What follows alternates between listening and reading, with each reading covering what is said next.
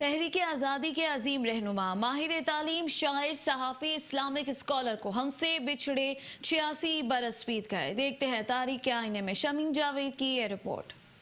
مولانا محمد علی جوہر تحریک آزادی کے عظیم رہنما، ماہر تعلیم، شاعر، صحافی، سیاستدان، اسلامک اسکالر، فریڈم فائٹر 10 دسمبر 1878 کو رامپور میں پیدا ہوئے۔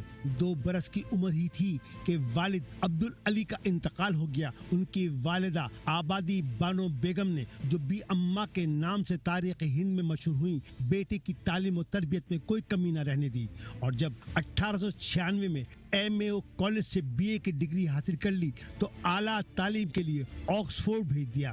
وہاں سے تاریخ میں BA آنرز کی ڈگری لی۔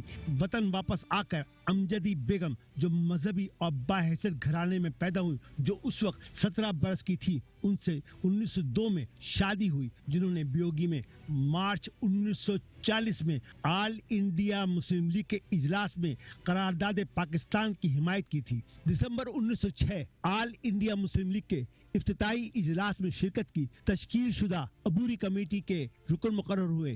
مسلم لیگ کا دستور بنانے والوں میں آپ کا نام بھی شامل ہے۔ سیاست کے ساتھ ساتھ صحافت میں قدم رکھا۔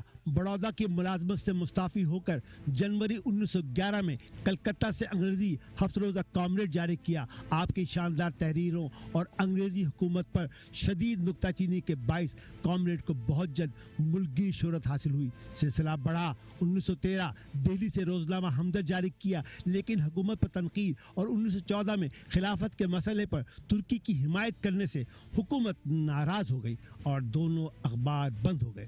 مئی 1915 تا دسمبر 1919 یعنی پہلی جنگ عظیم کے دوران محمد علی اپنے بڑے بھائی شوکت علی کے ہمراہ وجہ بتائے بغیر پہلے مہرولی اور پھر چھندواڑہ جیل میں محبوس رہے۔ جولائی 1921 میں آل انڈیا خلافت کانفرنس منعقدہ کراچی کی صدارت کی۔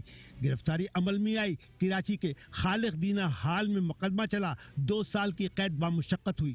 29 اکتوبر 1920 کو مسلم نیشنل یونیورسٹی قائم کی، جو جامعہ ملیہ اسلامیہ دہلی کے نام سے اب تک قائم ہے۔ اس کے پہلے امیر مقرر ہوئے۔ 1930 گول میز کانفرنس میں شرکت کے لیے لندن گئے۔ وہاں انہوں نے خطاب کرتے ہوئے کہا، میں اب غلام ملک میں واپس نہیں جاؤں گا۔ میں ایک غیر ملک میں بشرطے کہ وہ آزاد ہو مرنے کو ترجیح دوں گا۔ اگر آپ ہندوستان کو آزادی نہیں دیں گے تو مجھے یہاں قبر کی جگہ دینی ہوگی۔ 4 جنوری 1931 کو مجاہد آزادی تحریک کا سپاہی لندن میں ہی انتقال کر گیا۔ مفتی اعظم فلسطین کی اجازت سے بیت المقدس میں دفن کیا گیا۔ بی اماں نے جو کہا سچ ہوا۔ بولی اماں محمد علی کی جان بیٹا خلافت پہ دے دو۔ Shamim Javed, metro 1 news. Super star motorcycle کا 2017 کا نیا ماڈل منظر عام پر آ گیا۔ سپر سٹار کا نیا